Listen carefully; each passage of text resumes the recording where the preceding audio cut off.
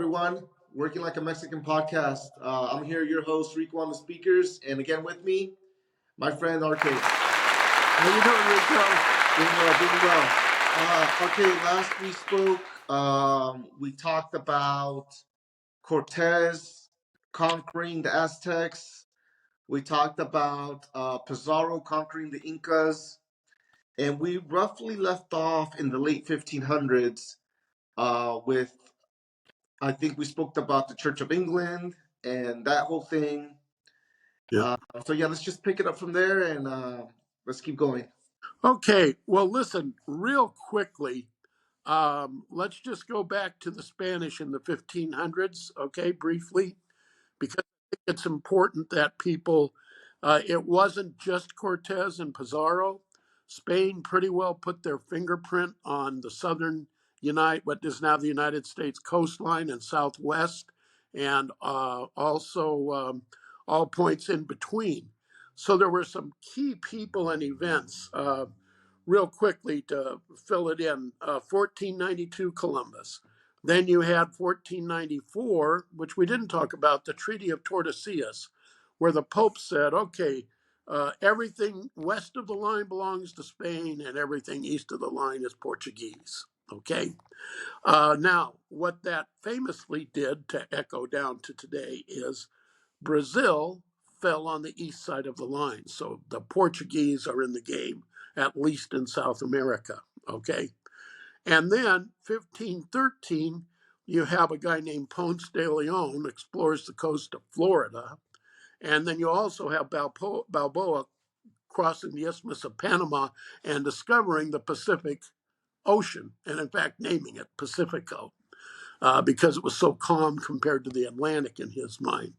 So now they understand, hey, there really is a new world and there's another side over here and there's another ocean. And then we get to the Indies. Question about the ocean. Yeah. When they were sailing over to the Americas, were they sailing through the Atlantic? Yes. Or the other way? No, they were sailing through the Atlantic. Okay. Okay. Now, the Portuguese did succeed in the 1500s in going down the coast of Africa, up around and into India, so to speak, okay, and setting up trade routes. That also was important because as they're establishing posts on the west coast of Africa, on the Atlantic side, they were looking for ways to resupply their ships, et cetera, et cetera. On the other hand, that was also where you get the early development of the slave trade because they were trying to economically support the expedition. So that's not been a history that a lot of people have studied, the Portuguese role in that, but that is what took place. Meanwhile, the Spanish continue, just as the Portuguese continue to go around Africa and get to India. Then you have the Spanish exploring more of North and South America, which is what brings Balboa to say, oh boy, here's another ocean. Okay. And so that then shortly thereafter led to 1519 to 22 when Magellan and Elcano circumnavigated the globe for the first time. Magellan's from where? Magellan's from Spain. And also. Okay. And again, this is a pretty high activity year for Spain because 1519 is not only the launch of that expedition, but it's also when Cortez goes into Mexico to conquer the Aztecs. Mm-hmm. So, and another thing I'll mention here, I think this is important for us to understand. We're used to in our modern world, I could phone and make a reservation today and be at any major hub or city in the U.S. or most of Latin America today. It's entirely conceivable. We're used to fast transportation, fast communications. Keep back in mind, back in those days, you're talking about a horse on land and a ship at sea, and that was the fastest they could go. And you had to write your letters, send your ambassador, and that could take days, weeks, months, depending upon where they were going. So right. And these expeditions, how much money, how many men, how did you pull them together? The logistics were far more difficult to get behind it. So when you see these dates, the reason I mention them is for their time, the Spanish moved fairly rapidly. Mhm. Okay, given everything that was going on back in Europe.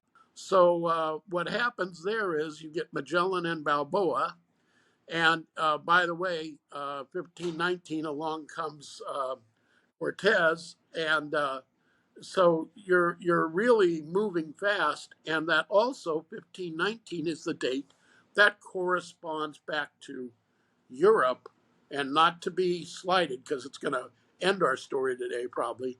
You begin to get the religious wars surrounding the Reformation in Europe, which really becomes the focus of attention. So the Spanish, under the circumstances, are really making progress. Then 1532, you had Pizarro. 1541, you have De Soto discovering the Mississippi. 1541, you also have Coronado looking through the Southwest and discovering the Grand Canyon as a huge feature of the Americas. So it shows you how they were moving about. 1569, you have the foundation of St. Augustine in Florida, kind of the first permanent city in what's the United States. Again, hear that date, 1569, and we're about to get to the English. And they did continue even after that. For instance, your part of the world, Rico, San Diego was founded in 1769.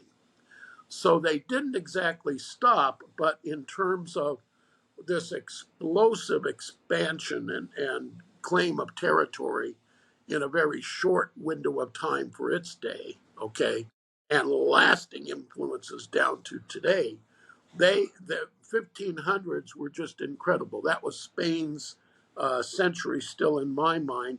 But after that, they began to inch forward. Okay. And so that kind of brings us to where we were. And I think where I left it was that there were two key battles that kind of was a pivot point between England and Spain, and then France and Spain. Uh, and it kind of, they aren't the end of Spanish power, but it's kind of like, oh, they've been beaten, they're vulnerable. And from that day forward, you kind of see Spain in somewhat of a decline, or I'll say an evening of the play, a leveling of the playing field, and begin to see England and France in roles of ascendancy. Okay. Now, a couple questions for you. Yeah. Um, all these Spaniards that are exploring, are some of them staying put in the Americas? Oh, absolutely. I think I Okay. used the word the other day when we spoke. They set up shop. Okay. Okay. So now they're living there full time, and they're not trying to go back to Spain, right? This is now Um, home. no, Is that the thing? yeah, some of them, very much so, had begun to make a good life for themselves in the New World. Okay. Okay. And, I guess I want to say this too. A lot of those places, it wasn't such a bad place to be, Mhm. especially because back in Europe, you had all these wars going on for religion. You get the 30 Years' War and coming up. So, yes, they did. Okay. But largely, and this is a real difference, and we'll get into it. The Spanish culture, still the imprint they left, I think when we spoke about it, it was much more of a stratified um, society, where you were designated by your class, and uh, Right. that now that also fits in. Keep in mind, and I don't mean this in a critical sense, but um, you have in the United States, you have more of an everyman situation developing, and in Spain, you kind of have who do you know and who's at the top, and Right. that figures into religion. This is why I'm saying this is such a big piece that's going on in the background in Europe. uh, the um, the the Catholic religion is there is the pop, the Papa, the Pope at the top. Right. Okay, and then he's got his cardinals and his archbishops and his bishops, and it goes on down the line to the local priest. Okay, Hmm. within that religion, generally speaking, you rely on the church to do certain things for you as more or less an intermediary between you and God. Hmm. Okay. And what Luther breaks with, as he says, no, you as an individual can directly have a relationship with God. You Hmm. don't Catholic priest who knows Latin and you don't. This even gets into Bible translation. Why do we translate the Bible? And Hmm. so, at any rate, it's kind of a top down mentality. Okay. And here's a follow-up question to that, because Yeah. I'm seeing all these in my head. So they're bringing religion over, they're bringing themselves over, and Right. I'm assuming now they're probably, for a lack of a better word, hooking up with the natives, Oh, yeah. Well, wait. right? This is what I'm saying. This is where you're. It's an oversimplification, but the classes that developed were the Spaniards born in Spain. Uh-huh. Okay. And then you had, uh, if you want to call it, the Creole or the Don culture, where you have a son of a Spaniard, okay, Mhm. but he considered Spanish, okay, or the daughter, you know what I mean? Right. However, they're born in America, okay? Right. So for whatever reason, that took slightly a small step down, okay? So I guess this is what I want to ask. Do the books, any of the history books, mention anything about these kids that are now being born? Because now they're essentially bilingual, right? Um, yes, however, another rule of history, okay, is that if you have an indigenous group of people and then you have a new conquering or a new ruling class, generally you adopt the language of the conquerors or the rulers. They impose it. Okay, and this is pretty much the case. So this is how Spanish as a language becomes so dominant. Okay, So if you want to get ahead and move ahead, you speak Spanish. right, and I guess this is where I'm going with this, because are we now saying that around this time Spanish is the primary language in America? Oh, without a doubt. Yeah. And there's another reason for this, or it's becoming the dominant language. Hmm. Uh, you still have millions of indigenous. One thing the history books do make clear is in North America, what is kind of the United States, uh, when Columbus landed, there were maybe 1 million Indians in various tribes spread across the territory. Right. South of the Rio Grande, there were multiple millions between Mexico and South America, millions. Right. So subduing that area language wise took a much longer time, but eventually, as you know, today there might be some pockets of some languages that were indigenous spoken, Mhm. especially like unreached tribes over here and everything. Right. But largely, Spanish would be the language that they speak. Everybody that I went to I went to UCLA, that I met who was coming from Latin America, for education, they spoke Spanish as their number one language, their primary language. So Uh, now this new generation of kids, they're essentially like Spanish American, right? yeah, that would be a good way to identify them. Because Absolutely. I'm not saying America as in the United States of America. I'm talking about North America or Central America. I Yeah, guess just yeah. the Americas in general. I look at it that way. Okay, Yeah. I kind of feel that way too, because to some degree, you take North and South America, and we have a distinct history that, quite frankly, we're isolated by these two massive oceans. Okay, and I also think that that's why you see significantly different histories in what we'll call Asia, China, Japan, that area, and what we can call the Middle and Near East, okay, and Europe, okay.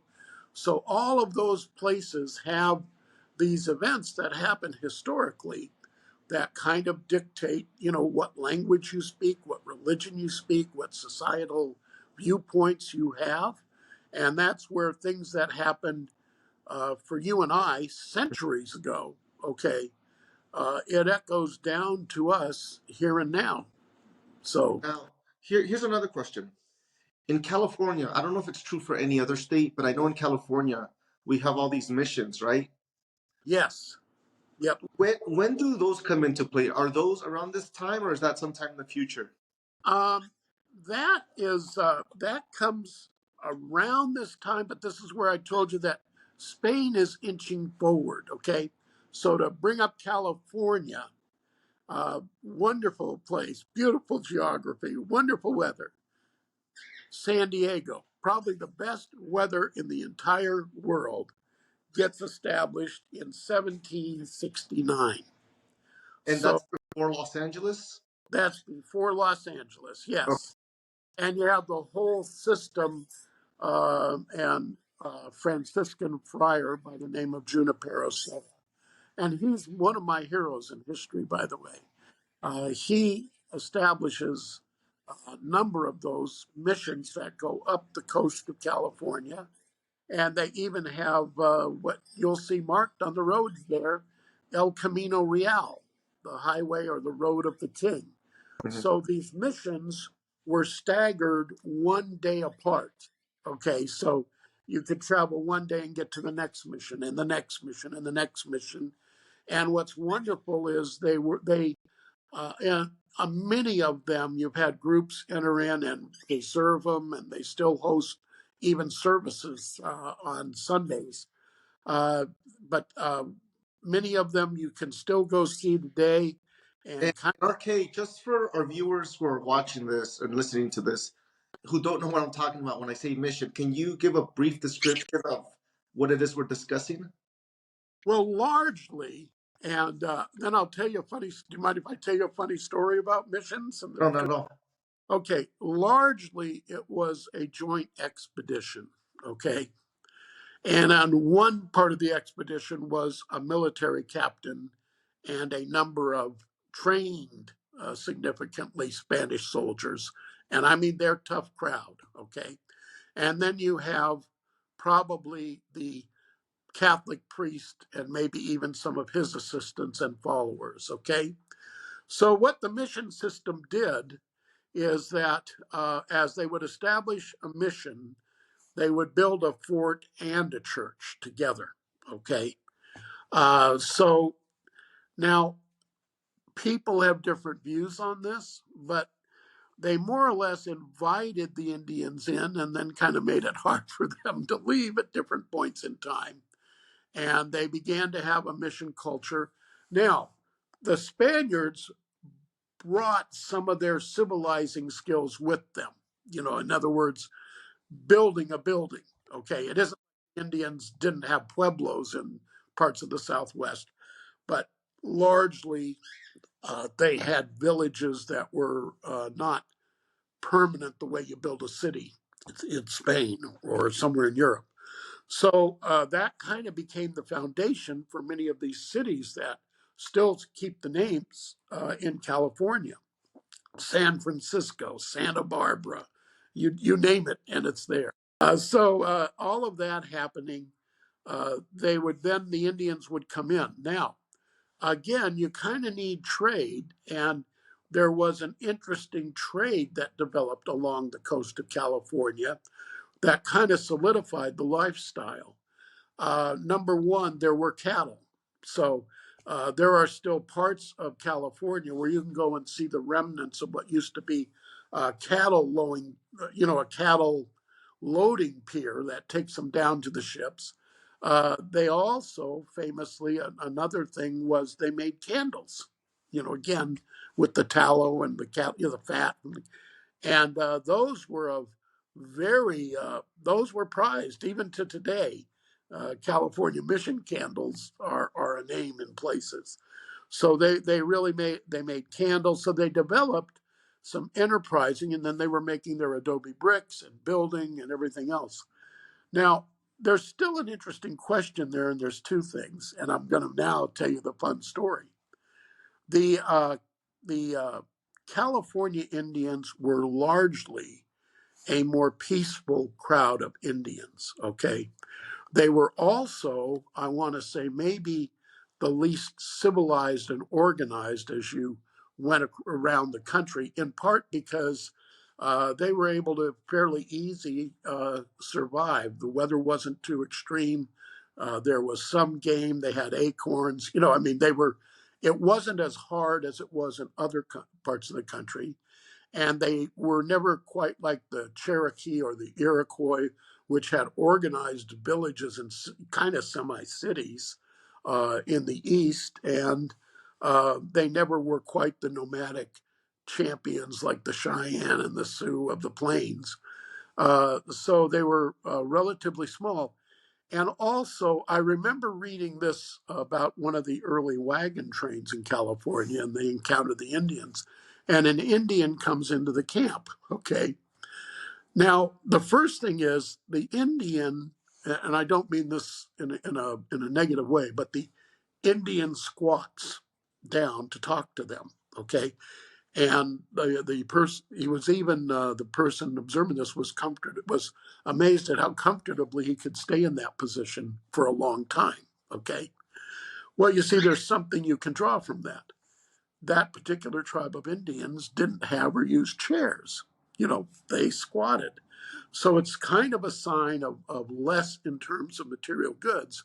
But then what really got the attention of the guy with the wagon train is a lizard came along the ground, okay? And the Indian reached out and grabbed it and just dropped it, okay? So they were obviously living a little closer to the earth, all right? Now, this is an RK theory, so I don't know that you'll find this backed up in the halls of academia or even with our audience. But I think one of the reasons the mission thing worked to some degree in California is that actually the Indians, the life inside the mission and working there and in that complex must have been a little bit better than the life they were leaving. Okay. Because I think it would have been a little more difficult, and I'm going to prove my point with the funny story. Um, Now, you have all of these missions established up the coast of California. I said, do we know how many missions? Yes, we do. And I don't remember right now, but I think it's over 20. Okay. Can, Well, let's edit this. I can get that for you in a second. I just The ballpark figure. say the wrong thing is I have visited 16 of them. Okay. Okay. So it was, I'm sorry. Well, we'll have to get that. I should remember, but I'm confused also because I've been discussing. I do know how many missions we were in Texas. So let me start with the funny story comparison. Okay. Okay. All right. So here's kind of the funny story. You have um, multiple missions in California, teens or 20s, depending on how you count it. Sure. But then in Texas, they try to have a mission movement, and even New Mexico, so to speak. And now guess in all of Texas, huge state, Southwest, right? Okay. How many missions do they have? 6. Mm. Now, there is a reason, okay? When the missions tried to establish themselves in Texas, far different sets of encounters. And I say this, and let me just prefix it with in California, even San Diego got challenged by the local Indians which is why they relocated it up on a hill. Okay, it was Okay. a bit defensive position, but in large measure, the resistance was less. Okay, now in Texas, because of the early Spanish exploration of that area, there was one tribe who got their hands on the horse ahead of all others. And that tribe were the Comanches. Okay. Okay. Now you are talking about one tough group that, because of their ability with the horse, and even of their ability, Cherokees shot their bows and arrows, they call it an instinctive style, almost like the monk, from the waist. And they just started at a young age and riding on a horse. And so they dominated all of the tribes around them. Okay. And other tribes gradually got their hands on the horse, and you get the Apache and others, and the Cheyenne, and eventually the Plains Indians. And then you have the Indians constantly at war. But make no mistake, I've read too many stories now. Okay. I would rather be afraid tonight of a grid down situation or an atomic bomb, that being my worry, versus honestly waiting to hear a Comanche war cry. Okay. Mhm. They were really tough customers and significant opposition. Uh, and so, one example I'll give you there's a mission that I visited, and they have posts set up. But when that mission went out, they basically, the priest said, "Hey, you Spanish guys, soldiers, you do soldier things, and that's really not good for the Indians to see, because we're trying to bring them to know the love of Christ and everything. So you're not the best example. So we want you to build your fort, but it needs to be about 4 miles away from the mission. So there's not a lot of interaction with what we're trying to do." Well, sure enough, time goes by, and the Indians decide, we don't like these guys. So they come in force and just literally wipe out the mission. Okay. And a couple of people escape, but they got to go 4 miles to get the help. You know what I mean? And so the bottom line is, one mission got wiped out in terms of its religious personnel and the mission itself, because these soldiers weren't there to protect it. And Right. Texas was still only able to establish, in quote, in my mind, 6 permanent missions. Were Okay. there other missions? I know you mentioned New Mexico, Texas. Were there any other missions? Yes, I have studied the history, but I think Santa Fe, New Mexico, you'd recognize. I'm not sure of all of their locations because, again, I'm going to be very honest, haven't studied them, but it was their method. And also, it was not restricted to just what we'll call the American Southwest. They sent missions into South America. Um, you'll remember there was a movie years and years ago, done. It was called The Mission. Okay. And Robert Bolt, who's an author and a playwright, he wrote Man for All Seasons about Sir Thomas More and Henry VIII and the interaction over the Reformation. And he also then wrote that play or story, that book, which he went through all of history, and he kind of found this one where the Spanish go in and wipe out a tribe of Indians, at this mission. And it was part of very popular movement at the time, Catholic religious, their justice and freedom, more or less, movement. So that was a significant book and movie at the time.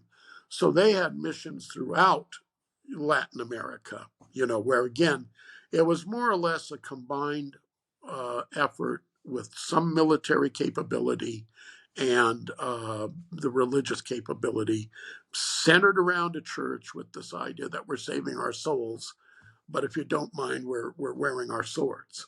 You know, it wasn't entirely peaceful.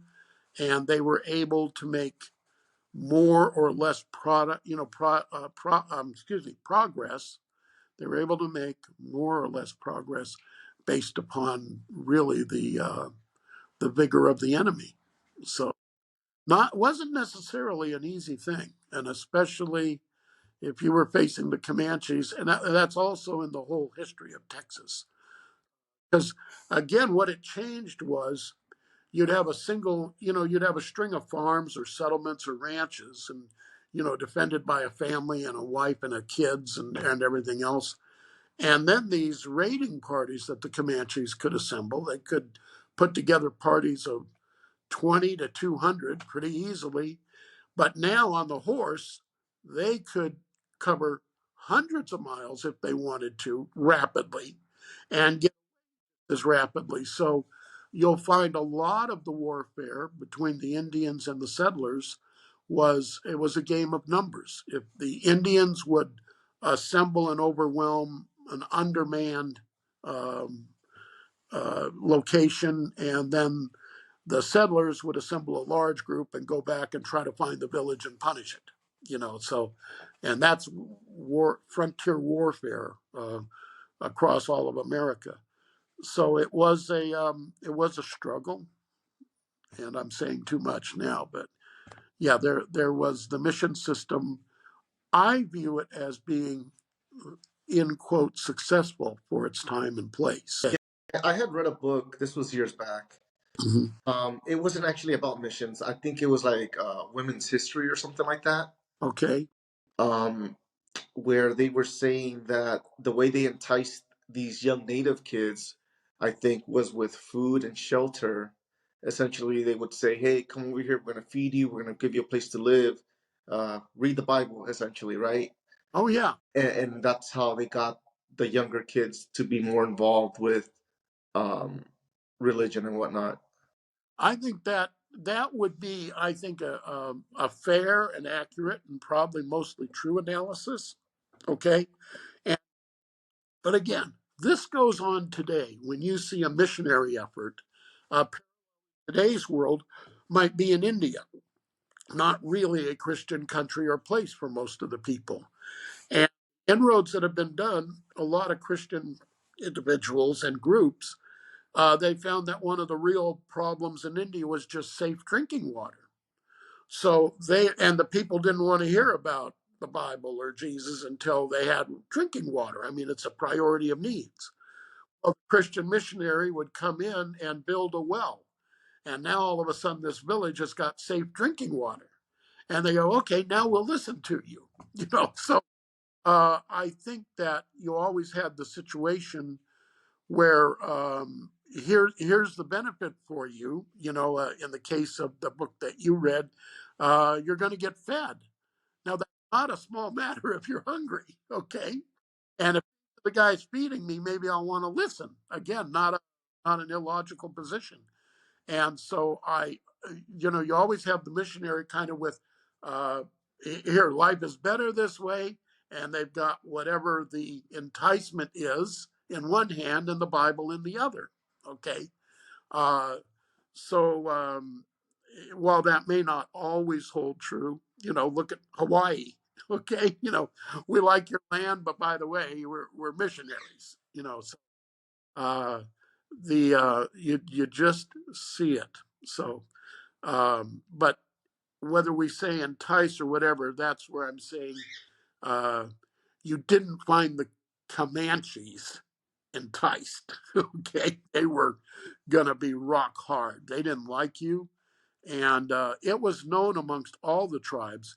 You did not want to be captured by the Comanches.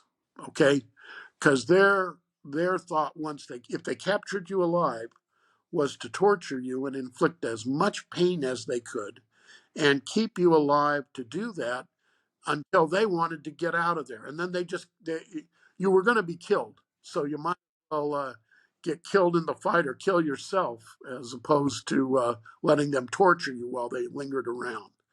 And it was not the same story in Texas that it was in California, or even, you had more peaceful tribes in parts of the Southwest.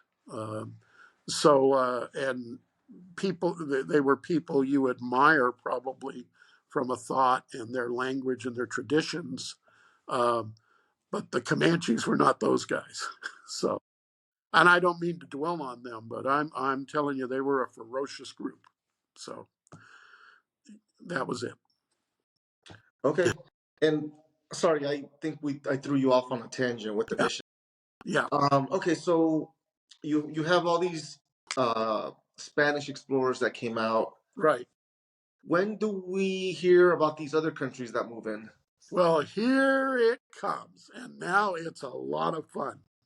And I'm saying fun in a historical standpoint because it's, bang, bang, bang, bang, shoot 'em up and wars and everything else. There's a whole lot going on. And I'm going to try to focus on just how much the stuff impacted us here that echoes down to us. Mhm.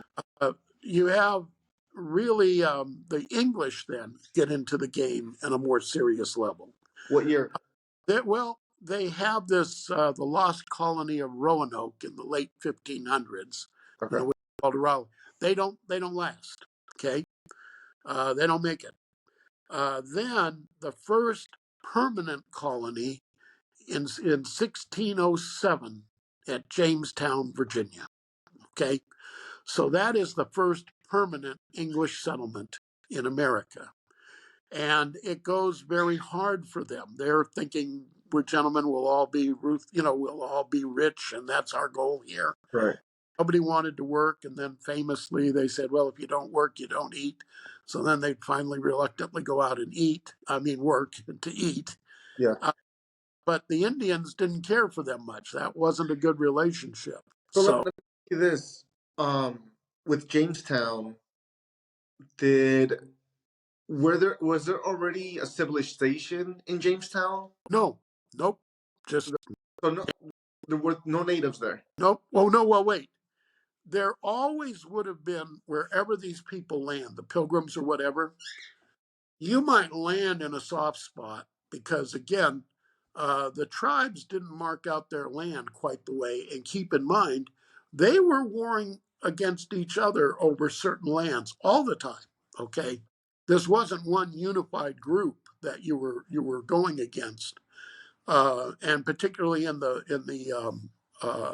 Pilgrims slot later, there were four tribes around them immediately. So they landed in a soft spot that was somewhat under the control of one of these tribes, but not really in the sense that they weren't there the first day they got off the boat to say hi.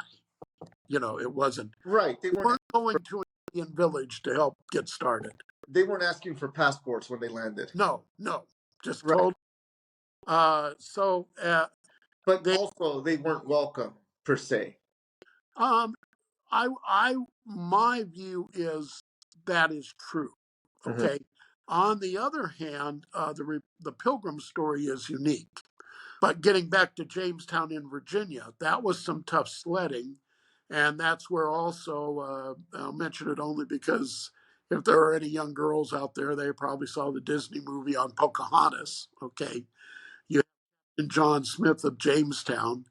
Uh, Famously, the Indians are about to crack his skull. Okay, and Pocahontas, for some reason, likes this Captain Smith and goes, "Oh, please, Dad, don't do it to him." Okay, and so a relationship develops, and Pocahontas, in fact, ends up traveling to England in 1616.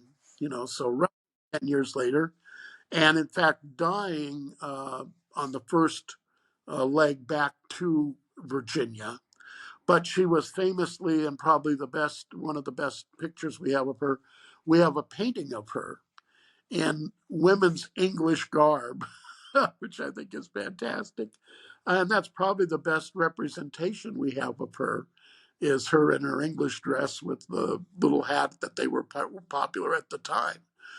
So they did have some successful ones, and in fact, the Pilgrim story. I'll encourage everybody to read a book when I get to it, but it's remarkable that they survived. Now, I'll also say this: if you take that year 1607, that heart, I mean, it was not unusual that if you had 500 new colonists, 400 of them died the first year. Okay. It was so bad, it was so tough that back in England, a prisoner might be offered, okay, you have your choice. You can either go to Virginia or we'll hang you tomorrow. Seriously.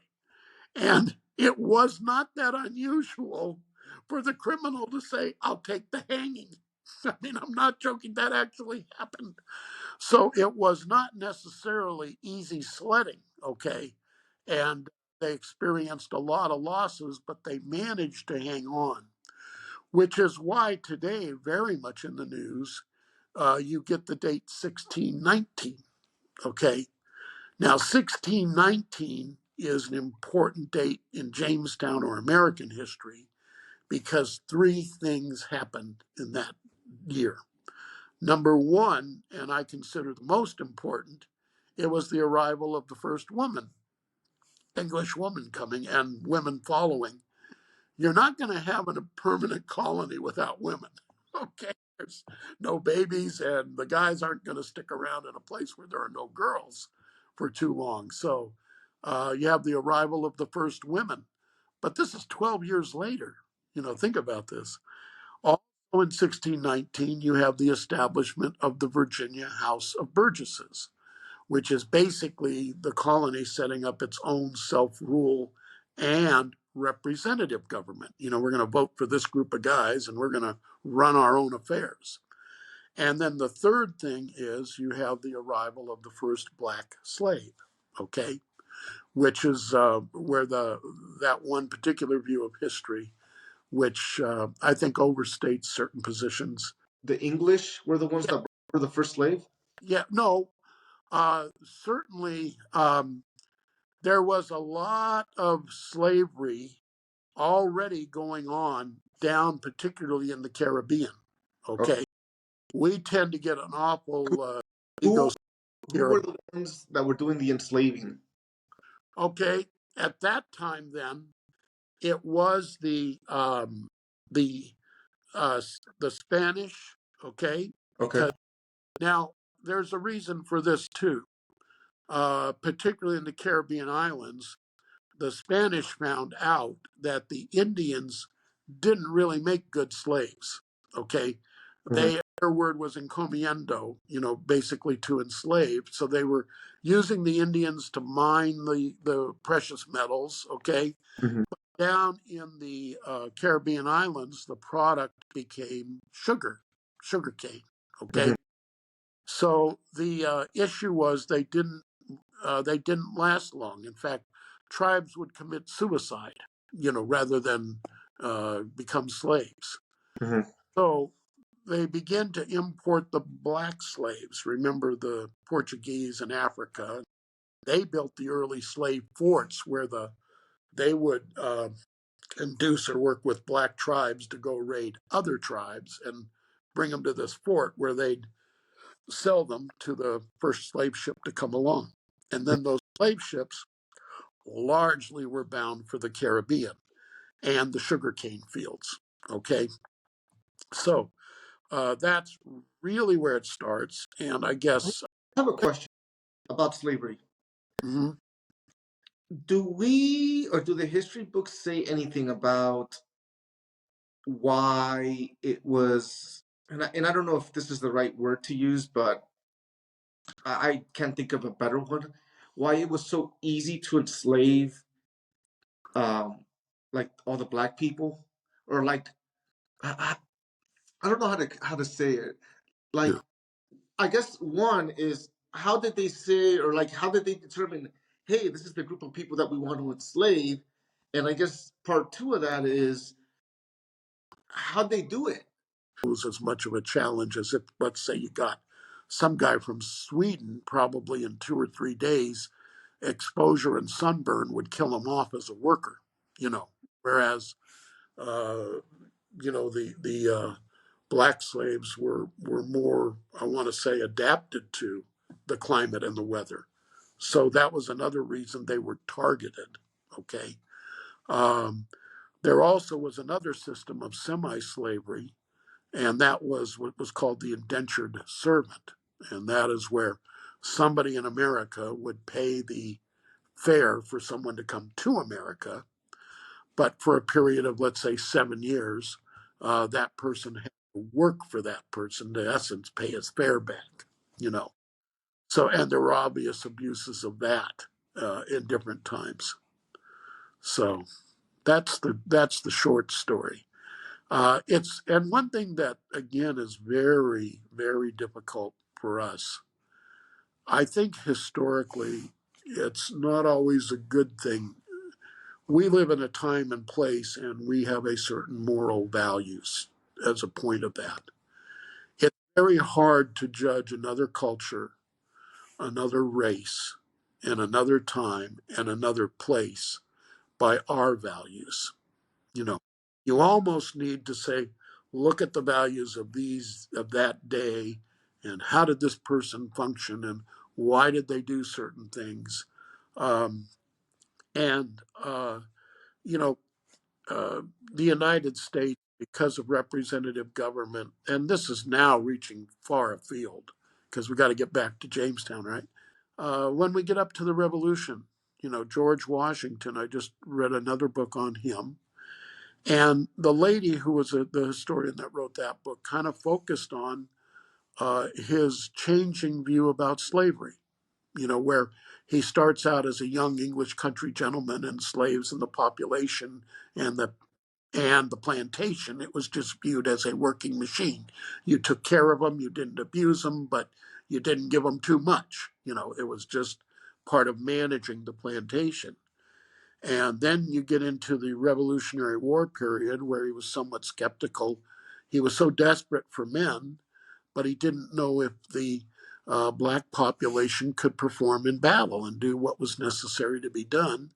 And then as he experienced them, at the end of the Revolutionary War, he's determined to make sure they all read and get jobs, and he frees his slaves. So his view kind of there were three different views that George Washington progressed through.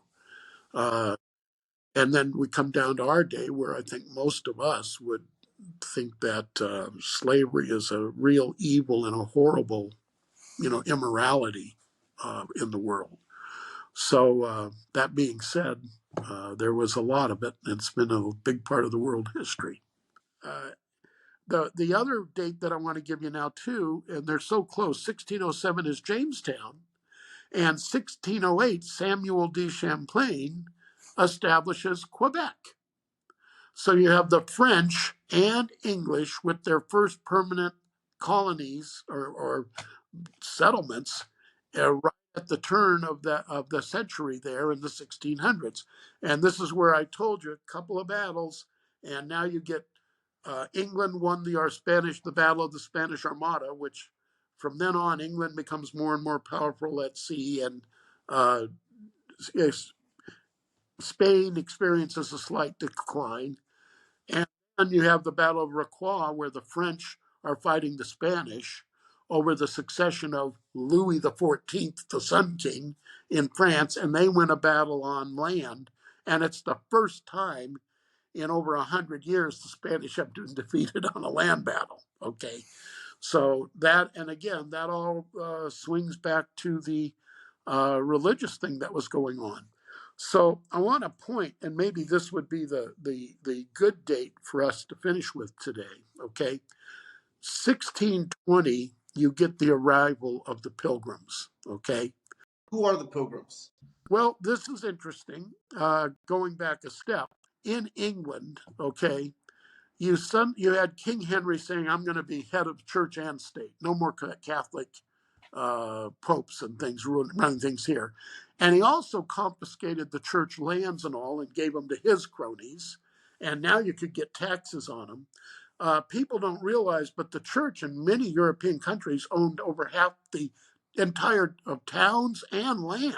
Okay, and the income from those places basically went untaxed to the Vatican. Okay, so the the powers that be didn't like their money all going down there, and the church owns this and owns that. So Henry kind of saw a real opportunity here too, I want to say. And so he becomes, in quote, a Protestant. Okay, marries Anne Boleyn and has who will become Elizabeth I as a daughter. Okay, so he has other wives after that, but needless to say, Elizabeth's the one that wins out. Um, but it's fun here because he becomes Protestant. Most of the German areas, okay, become Protestant and become Lutheran, and the English become Church of England. Now, here's the thing: Henry didn't really do that to say everybody can worship as you want. No, you were to be part of the Church of England. It's just that he's the head of the Church of England and the Pope is the head of the Catholic Church. Okay, so he's now the Church of England. Well, they wanted you. Well, there were groups now, and there were two groups. One group was the Puritans, okay, who also come to America in great numbers after the Pilgrims and well financed. The Puritans are people who remain in the Church of England, loyal, but they just want to remove all of the manifestation of Catholicism, you know, golden statues and things and whatever the churches were populated with. And they just wanted to purify the Church of England. Now, there was another group, much smaller, called the Congregationalist. Now, the Congregationalists basically believed we think each congregation should have the right to pick its own pastor, you know what I mean, and worship the way they want to. So the Congregationalists are being hunted down, okay? They're going to be arrested because that is contrary to the Church of England. Okay, so they meet in secret and all these things, and then finally, the Pilgrims say we're being hunted to death. They, like a lot of other persecuted religious groups around Europe at that time, end up going to the Netherlands, who's rather broad-minded. You know, we worship any way you want here.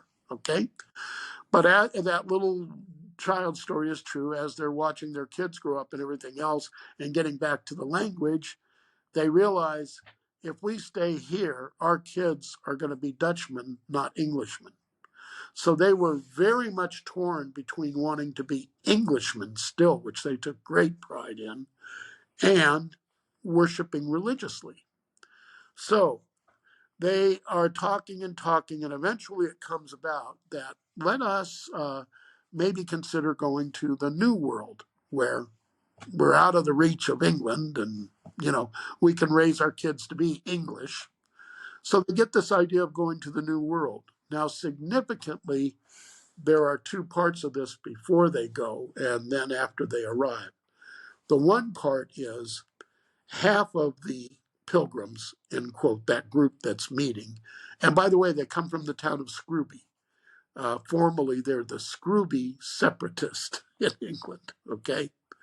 They say, no, I don't think that's a good idea, you know, because there's nothing over there. They thought they would go to Virginia, where at least you had Jamestown and the presence of the English. But nonetheless, a good portion of them decide we're going. So they're able to get a couple of ships organized. However, the financial backing says, well, we want more than just you guys for your religious reasons. And about half the party of what becomes the original pilgrim group that lands at Plymouth in Massachusetts, modern day Massachusetts, about half of them aren't really pilgrims for religious reasons. They're more, I'll say, economically motivated or mercenary. Okay. So there's a little bit of a rivalry within that context between real religiously motivated people and not so religiously motivated people. Well, nonetheless, the long story is the one ship can't make it, the Godspeed, and the other ship, the Mayflower, makes it all the way. Okay? They land at Plymouth, and it's not a good season to land there, not a good time. Okay? Many of them die that first winter. Okay? And it's harsh and it's tough. But one thing is, before they even take land as a group, they sign this individual document. They put their names down called the Mayflower Compact. And basically it said, we agree to meet as a body politic to make decisions for ourselves. In short, it was this idea of representative government, okay? And it was this idea of every man being of value to vote, so to speak. I actually think this is a good place for us to stop. Yeah, I don't want to get too far into the pilgrims today because I want sure. to save all that info for the next episode. Sure. Uh, but to recap what we've been talking about, we have Spaniards there, we have the English there, and The slaves French. are there. So it's getting populated now. Yes. Yep. Okay, cool. Yeah, so we'll wrap this up for today. Okay. Viewers, friends, please remember to like, share, and subscribe, and we'll see you guys all on the next one. Okay.